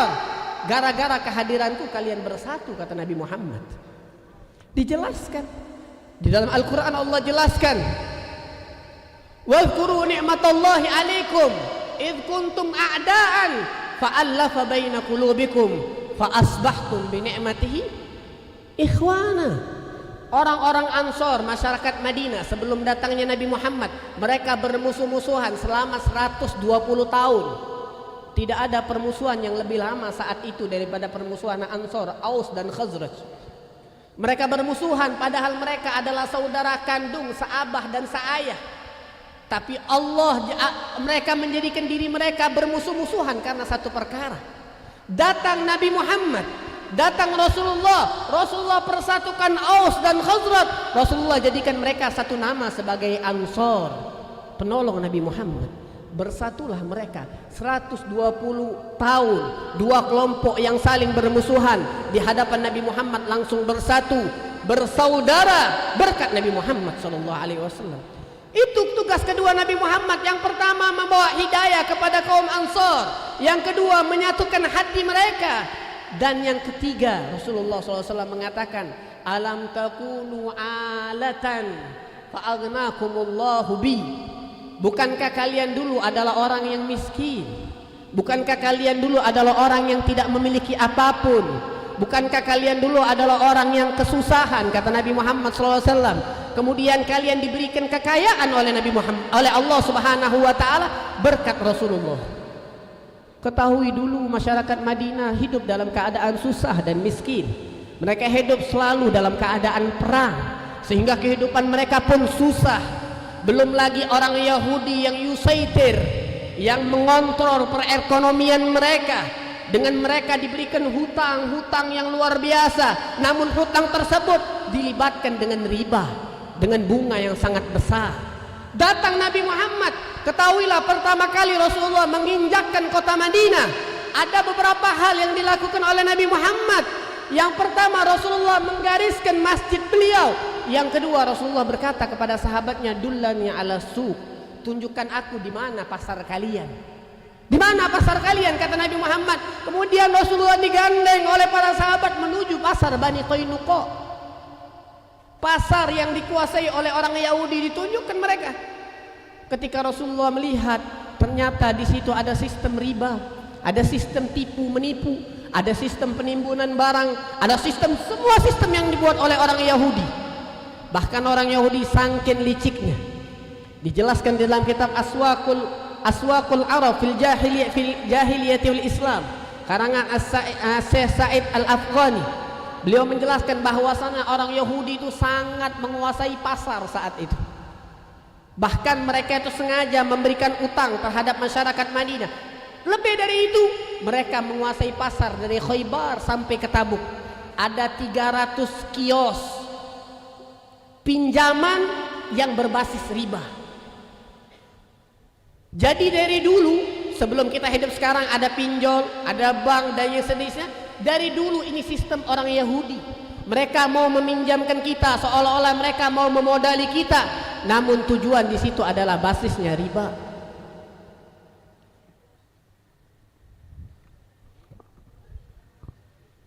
Sallu ala Nabi Muhammad. Uzkurus salah ala Nabi. Hadirin, bagaimana Rasulullah membangun pasar? Apa yang dibangun oleh Rasulullah? Setelah itu Rasulullah langsung meletakkan garisnya, membangun pasar beliau, yang pasar ini tidak ada yang lebih bagus daripada pasar Nabi Muhammad. Di dalam riwayat dijelaskan bahwasanya pasar Nabi Muhammad itu dari Munakhah, dari garis yang bernama Munakhah. Lebarnya sepanjang 100 meter, ada yang mengatakan 150 meter. Panjangnya dari Munakhah yang sekarang adalah Masjid Al-Ghamamah sampai ke Sakifah Bani Sa'idah, 500 meter panjangnya. Kalau kita pergi ke 10 Ulu, nyampe tak 500 meter? Lebih dari jembatan sampai ke Ampera. Itu pasar Wong Palembang. Pasar Nabi 500 meter, lebarnya 150 meter. Ini menunjukkan kesan-kesan ekonomi yang ditanamkan oleh Rasulullah. Belum lagi Rasulullah SAW menyemangati para sahabat untuk berdatang.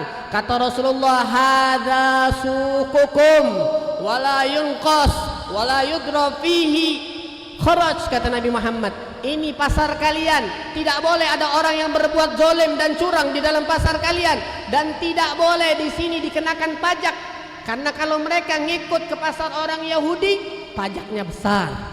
Mereka memajaki umat kaum Ansor saat itu dengan pajak yang sangat besar. Rasulullah membebaskan pajak terhadap kaum Ansor. Bahkan Rasulullah SAW mengadakan perperangan dagang terhadap orang Yahudi. Kata Rasulullah, hadza suqukum, kata Rasulullah, ini pasar kalian, tidak boleh lagi kalian pergi ke pasarnya orang Yahudi. Bahkan Rasulullah SAW memberikan pelajaran yang sangat luar biasa. Rasulullah berbicara kepada para sahabat agar mereka keluar ke pasar mereka dari setelah sholat subuh, berdagang di pasar mereka, mendahului orang Yahudi 4 jam. Orang Yahudi kalau membuka bisnis mereka 4 jam setelah sholat subuh. Umat Islam disemangati oleh Rasulullah sampai Rasulullah mengatakan, Allahumma barik li ummati fi bukuriha, ya Allah berkahi dagangan-dagang umatku ketika pagi harinya. Rasulullah mendoakan berkah terhadap mereka yang berdagang di pagi hari. Coba kita lihat sekarang pasar-pasar orang Yahudi bukanya jam 9, jam 10. Coba kita lihat pasar 10 dulu. Buka jam berapa? Melek mata lah terbuka kalau itu pasar. Jam 9 hilang sudah ayam yang bagus, iwak yang bagus hilang, sisa yang ayam-ayam yang saya itulah. Barang-barang bagus itu datang jam 7. Ini pelajaran dari Nabi Muhammad. Ini ilmu dari Nabi Muhammad. Kalau kalian berdagang, kalau kalian melakukan suatu bisnis atau apapun, kerjakanlah di pagi hari, karena ini yang diajarkan oleh Nabi Muhammad SAW. Bahkan Rasulullah mengirimkan beberapa orang sahabatnya untuk keluar kota Madinah untuk ngambil barang dari Habasyah, mengambil kumas, kain-kain. Dari Yaman mereka ngambil buhur, dari Syam mereka ngambil biji-bijian zaitun dan yang lain-lainnya. Rasulullah utus Zubair ibn al-Awwam, Rasulullah utus Abdurrahman bin Auf, Rasulullah utus Talha bin Ubaidillah sebagai utusan Nabi Muhammad untuk ngambil barang dan ditaruh ke pasar Madinah, sehingga pasar Madinah menjadi pasar yang sangat maju, al-markasut tijari, sebagai pusat perdagangan umat Islam. Bahkan Rasulullah mengatakan, umirtu bi qaryatin ta'kulul qura, kata Rasulullah, aku diutus dan diperintah di satu desa yang desa ini mampu mengalahkan desa-desa yang lainnya. Nabi Muhammad SAW diutus sampai perdagangan ini sangat luar biasa. Rasulullah katakan, al-jalib ila suqina kal mujahid fi sabilillah. Rasulullah sisipi di situ pesan-pesan rohani. Kata Rasulullah, orang yang membawa barang dari luar kemudian diperdagangkan di pasar kita, maka pahalanya seperti mujahid fi sabilillah, yang jihad di sabilillah. Rasulullah perjuangkan perekonomian ini, tujuannya apa? Untuk melemahkan orang Yahudi. Kapan ini bisa menjadikan satu pelajaran buat orang Madinah? Puncaknya ketika tahun 2 Hijriah, Bani Qainuqa yang perekonomiannya mengakar dan menggurita di kota Madinah diusir oleh Nabi secara terhina dari kota Madinah karena mereka menghinakan seorang perempuan muslimah. Mereka berani menghinakan perempuan muslimah, diusir oleh Nabi di kota Madinah. Padahal mereka lah yang menguasai perekonomian di kota Madinah sebelum datangnya Nabi Muhammad. Rasulullah kemudian mengusir Bani Quraidah, Bani Nadir, yang notabene mereka lah pemangku ekonomi di kota Madinah, tapi diusir oleh Nabi Muhammad. Kenapa umat Islam sekarang lemah? Kenapa kita tidak bisa mengusir Israel dari kota Palestina? Jawabannya karena perekonomian kita tidak kita pegang. Kalau kita bermarja, berreferensi dengan sirah Nabi Muhammad SAW, niscaya kita akan paham orang yang memegang dunia saat ini, mereka lah yang memegang perekonomian di dunia saat ini. Tugas Rasulullah selain membawa tauhid dan hidayah, tugas Nabi Muhammad selain membawa ke dalam persatuan, tugas Nabi Muhammad membawa kemajuan di dalam bidang perekonomian. Kita berdoa bersama, semoga kita di sini yang pedagang menghidupkan pedagang-pedagang yang lainnya bersatu di dalam panji-panji Islam, membantu orang yang kesusahan, umat-umat Nabi Muhammad yang kesusahan. Dan kita ditambahkan, kalau kita membaca tentang sirah Nabi Muhammad, ditambahkan kecintaan. Rasulullah itu bukan hanya sosok yang bagus akhlak, tapi Nabi Muhammad adalah sosok yang sempurna. Disitulah beliau sosok ahli ekonomi, beliaulah di situ jenderal yang hebat, beliau semuanya sempurna di Nabi Muhammad. Semoga kita tidak keluar dari tempat ini kecuali ditambah pengetahuan kita tentang Rasulullah, ditambah kecintaan kita tentang Nabi Muhammad, ditambah semuanya dari Nabi Muhammad SAW, diperjumpahkan kita dengan Nabi Muhammad di dalam tidur kita, di dalam yaqadhah kita, sebelum wafat kita, ketika wafat kita, ketika dalam kubur kita, ketika di akhirat, dan nanti kita dikumpulkan bersama Rasulullah SAW di surganya nanti. Amin ya rabbal alamin. Rabbi fanfa'na bibarakatihim wa hadinal husna bihurmatihim wa amitna fi tariqatihim wa mu'afatim minal fitani. Hadza ma'akul lakum a'afu minkum. Assalamualaikum warahmatullahi wabarakatuh.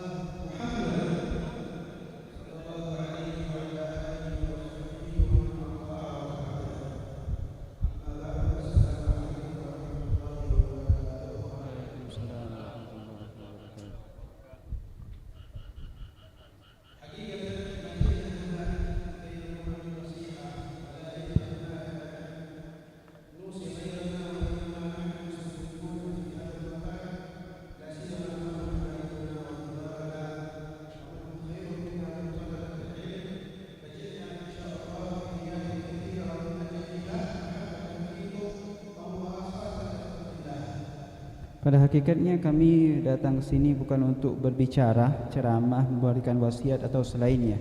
Terlebih lagi di depan para habaib, para guru dan para asatidz yang memiliki ilmu. Tidak lain kami hadir di tempat ini kecuali hanya untuk mengambil faedah, mustamidin, berharap kebaikan dan juga banyak hal. Kami datang ke sini di antara niat-niat yang kami bawa. Di antara niat yang besar mungkin kami ingin mengambil berkah dan juga menyambung karena cinta kepada kalian dan juga untuk menyambung tali persaudaraan dengan kita semua. الحقيقة حتى في جلوسنا في هذا الصف وفي الصدر المجلس فيه شيء لعله ولكن ربما جرت العادة عندكم هكذا، فأرجو المسامحة من الحبايب ومن كبار السن، ومن نفسي لا تقبل ذلك، لكن كما جرت العادة عندكم وهذا من محاسن أخلاقكم ما شاء الله.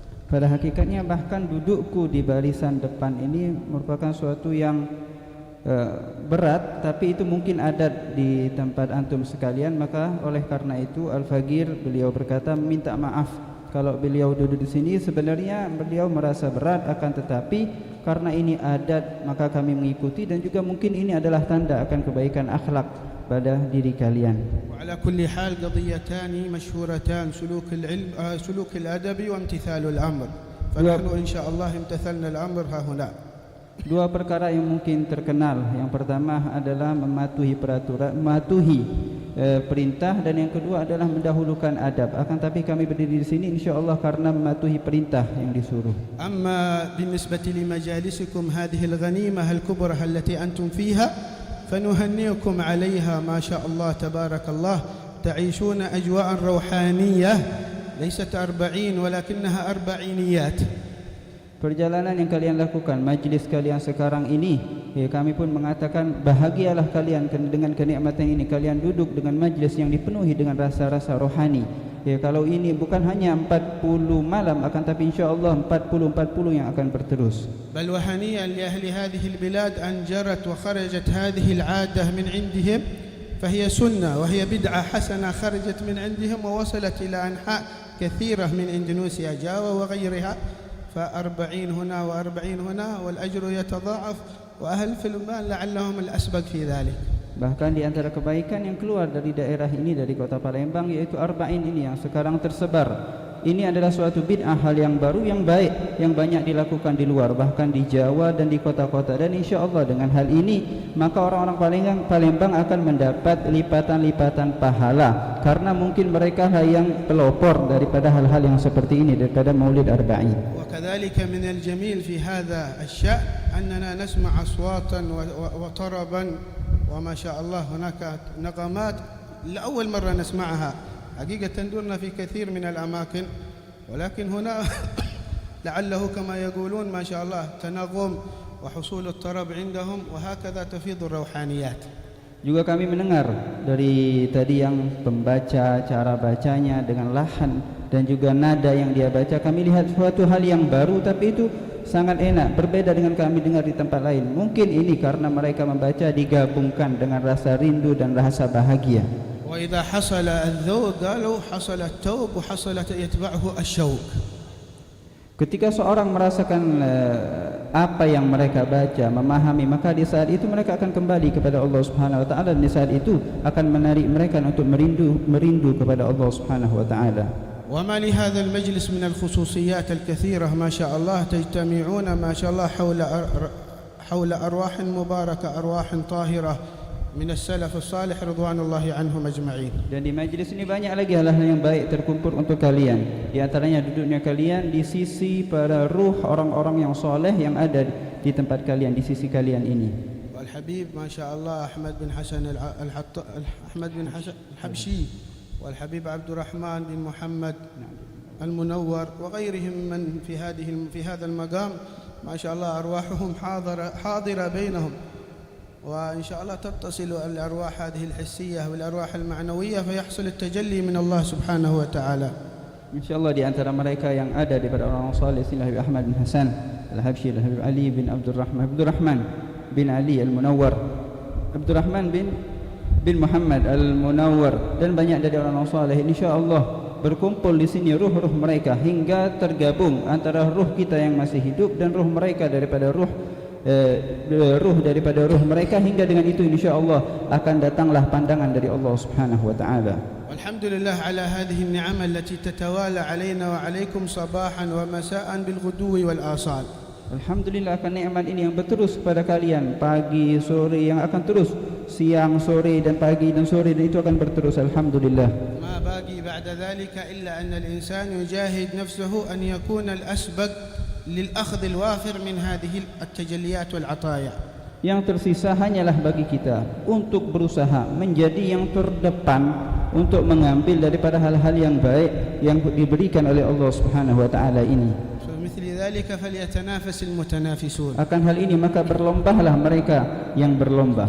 والله سبحانه وتعالى قد ذكر في كتابه العزيز 4 غايات عظيمة وذكر طريق الوصول إليها. Allah Subhanahu wa taala menyebutkan 4 tujuan yang besar yang agung, dan juga Allah menyebutkan dalam Al-Qur'an bagaimana kita sampai kepada 4 tujuan yang besar tersebut. وهذه الغايات كلها مطلوبة عندي وعند كل واحد يعيش في هذه الدنيا إذا أراد النجاح في الدنيا والآخرة. Tujuan ini diharuskan bagiku dan bagi kalian semua kalau kita ingin sukses dalam kehidupan dunia ini. فذكرها الغاية إلى الرزق.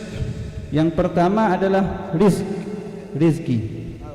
طريق الوصول إليه. Beliau pun menyebutkan bagaimana sampai kita memperoleh itu rizki. وذكر الغاية إلى الصلاة. Beliau pun juga tujuan yang kedua adalah kita menjadi orang yang baik, orang soleh. وذكرها الغاية إلى المغفرة ودخول الجنة. Dan juga di antara tujuan yang kita cari adalah ampunan dari Allah dan masuk surga. وذكر طريق الوصول إلى ذلك. Allah pun menyampaikan bagaimana jalan kita untuk sampai dengan hal-hal tersebut. وذكر الغاية إليه. Allah pun menyebutkan bagaimana tujuan sebenarnya, tujuan yang besar adalah untuk kita sampai kepada Allah. Allah pun menyebutkan kita bagaimana supaya kita sampai akan hal itu kepada Allah.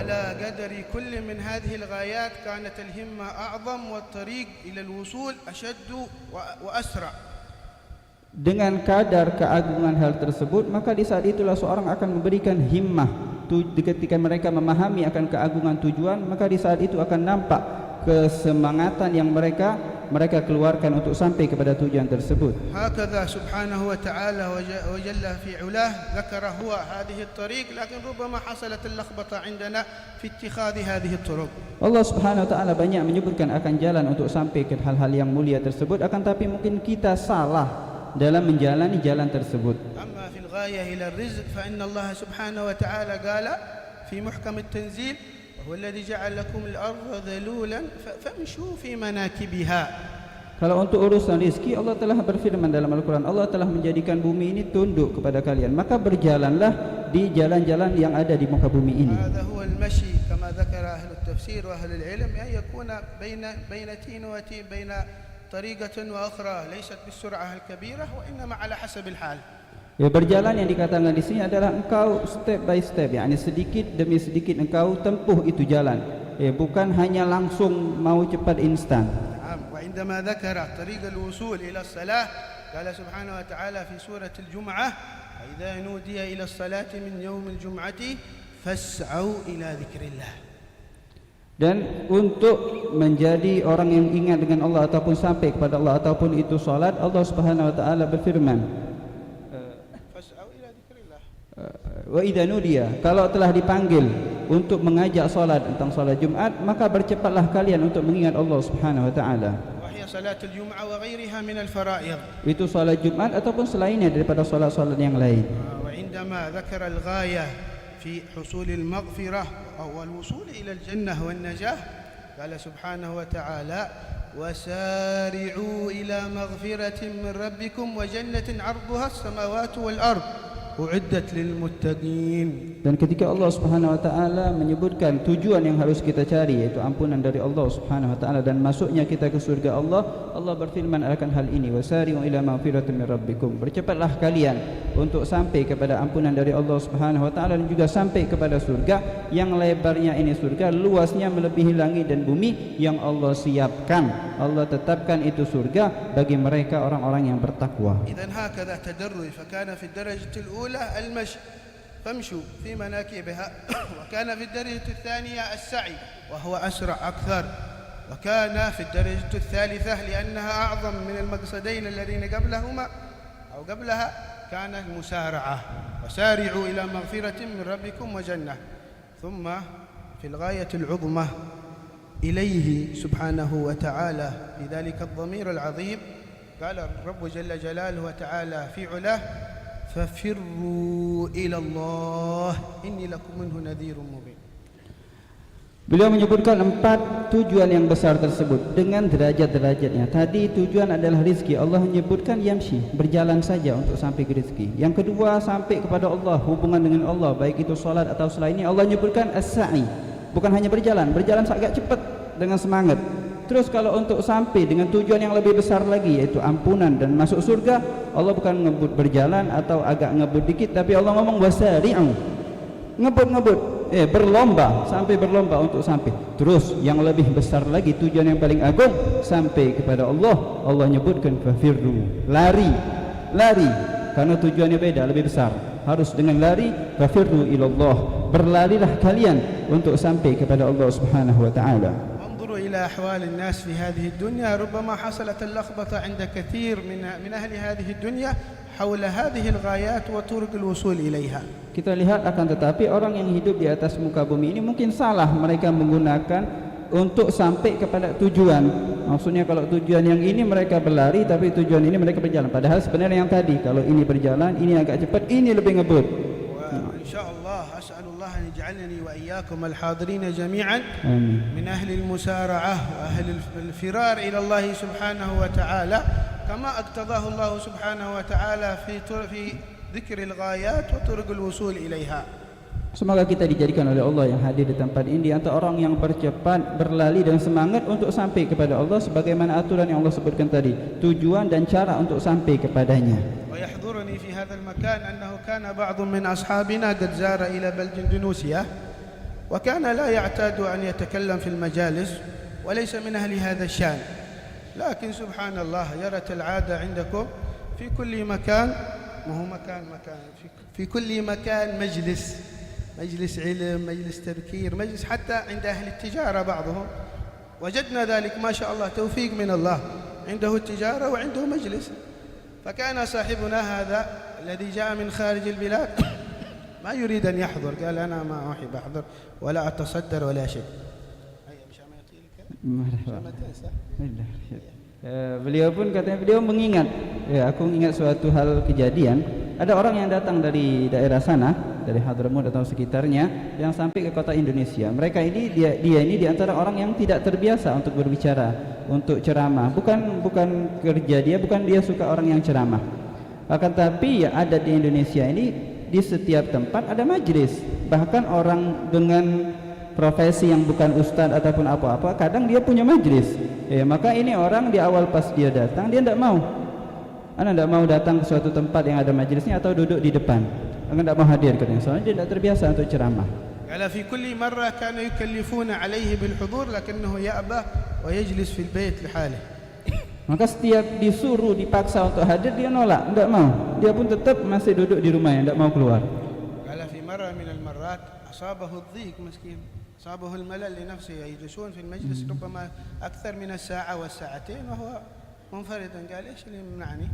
أحسن بأخرج بشوف هذا المجلس وإيش يلقوه. فلما وصل فيه سبحان الله يقول هو بنفسه تجلت عليه فيه روحانيات وأعجب بما يكون فيه والأصوات والطرب، وكما ذكرنا ما شاء الله أصوات من هنا ومنشدين وحداه ومذكرين. قال خلاص يحضر في طرف المجلس، بس يحضر في طرف المجلس. وفي المرة الثانية رأوه عندما يحضر هناك مباشرة يأخذونه من طرف المجلس حتى الصدر كما هي العادة، وهرب من ذلك فوصل إليه. وما شاء الله قال خلاص صار كل مرة يحضر ويعجب بذلك لما في هذه المجالس من الأشياء الروحانية الظاهرة والباطنة. Hingga karena berjalan itu dia pun merasa gelisah dan bosan atau musumpek di rumahnya. Akhirnya dia berpikir ini majelis panjang, aku di kamar ya bosan. Akhirnya mau tidak mau dia pun keluar. Keluar, tapi subhanallah pas dia datang dia pun merasakan ruhani, ketenangan jiwa, bagaimana orang berbahagia, bersolawat dengan nada-nada bacaan gosi dan selainnya. Dia pun senang dengan keadaan itu. Hingga dia pun hadir cuma duduk di belakang, jauh dari orang. Sampai setelah beberapa saat dilihat orang-orang, nah ini fulan hadir akhirnya di belakang. Mau tidak mau akhirnya pun dia dimajukan, duduklah dia di depan. Masya Allah, هذه أخلاق كريمة نبوية وما ذلك إلا حسن الخلق. Ini adalah tidak lain menunjukkan akhlak yang baik, akhlak yang mulia. فائدة عظيمة ذكرها الإمام الغزالي في كتاب إحياء علوم الدين. Faedah yang agung disebutkan oleh Imam Al-Ghazali dalam kitabnya Ihya Ulumuddin. فقال هي فائدة عظيمة المتكلم أحوج بها من غيره. Ini faedah aku yang berbicara lebih berhak, lebih butuh akannya apalagi terlebih dari yang lainnya. ولعلها خلاصة في كثير من الآداب. Mungkin ini adalah intisari dari semua adab ataupun akhlak. قال رضي الله عنه ونفعنا به وبسائر الصالحين من اشتكى من سوء خلق غيره دل ذلك على سوء خلقه. لماذا؟ لأن من حسن الأدب احتمال الأذى عن الآخرين. Beliau mengatakan barang siapa yang merasa resah mengadu dengan kejahatan orang lain, keburukan orang lain, itu secara tidak langsung menunjukkan kalau dia memiliki akhlak yang tidak baik. Kenapa? Karena akhlak yang baik itu diantaranya adalah menahan beban keburukan kejahatan orang lain. أسأل الله سبحانه وتعالى أن يحفظني وإياكم، يبارك فينا جميعا وفي أهلينا ووالدينا وشيوخنا وأحبابنا أجمعين، يكرم حبايبنا وكبارنا ومن يتصدر في هذا المجلس والقائمين عليه وأهل الخدمة أجمعين، بأن نكون جميعا من أهل المحبوبية عنده وعند نبيه محمد صلى الله عليه وسلم، ومن أهل المحبوبية عند شيوخنا وعند أسلافنا الصالحين. اجعل هذا الجمع جمعا مرحوما ولا يجعل فينا ولا معنا شقيا ولا محروما. إن الله سبحانه وتعالى يتكرم علينا وعليكم بقضاء الحاجات، غفران الذنوب وستر العيوب وكشف الكروب عنا وعن أمة النبي محمد الحبيب المحبوب، وأن الله سبحانه وتعالى يعجل بالفرج التام الفرج العاجل لنا ولإخواننا المسلمين في شرق الأرض وغربها وفي جميع أنحاء هذه الدنيا، سيما أهل لا إله إلا الله، يرد المسلمين لكتاب الله لسنة نبيه صلى الله عليه وسلم مردا جميلا، ويحفظ هذه المجالس والحاضرين فيها، ويديم النفع والفائدة والثمرة حتى تصل الفائدة ليس لأهل البلدة فحسب، إنما لأهل البلاد كلها وجميع بلاد المسلمين. نسأل الله أن يكرمنا بذلك إنه ولي ذلك والقادر عليه، يجعل كلامنا حجة لنا لا حجة علينا، ويثيبنا عليه في الدنيا والآخرة.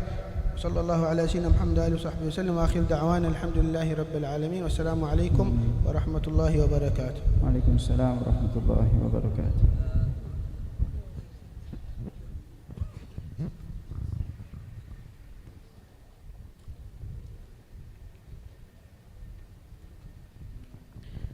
Bismillahirrahmanirrahim. Bismillahirrahmanirrahim. Wa la ilaha illallah wa astaghfirullah wa sallallahu ala rasulillah. Al-Fatiha binati syifa wa sihah wa lutuf wal afiyah li akhina Muhammad fi Ghazfari bin Muhammad Apriyamto wa li Syarifah Humairah Ulfa binti Muhammad Apriyanta ولأخينا الحبيب الأستاذ عمر رفيق بن علي بن عبد الله بن حامد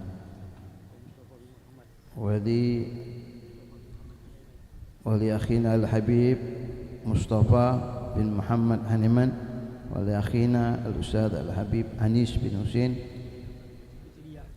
السقاب والشريفة لبنى بنت إدريس الكب وبطرية بنت عمر الحسني ولمن أوصانا بالشفاء اشفهم شفاء عاجلا شفاء لا يغادر بعده سقما ولا ألما على هذه الدنيا وكن يصلح وإلى حضرة النبي محمد صلى الله عليه وسلم بسر الفاتحة. أعوذ بالله من الشيطان الرجيم. بسم الله الرحمن الرحيم. الحمد لله رب العالمين الرحمن الرحيم مالك يوم الدين إياك نعبد وإياك نستعين اهدنا الصراط المستقيم صراط الذين أنعمت عليهم غير المغضوب عليهم ولا الضالين آمين. بسم الله الرحمن الرحيم. بسم الله والحمد لله ولا إله إلا الله واستغفر الله وصلى الله على رسول الله.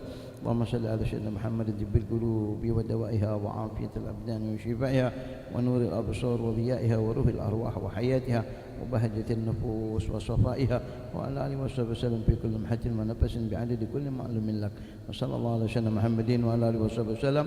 الحمد لله رب العالمين.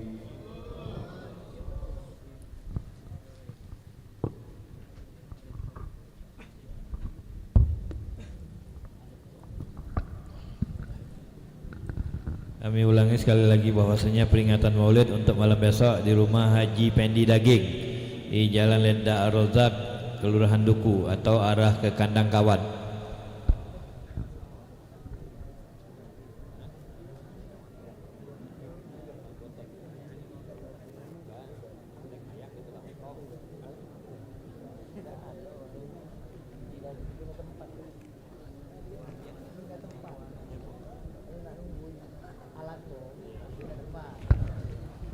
Lagu masing-masing di rumah.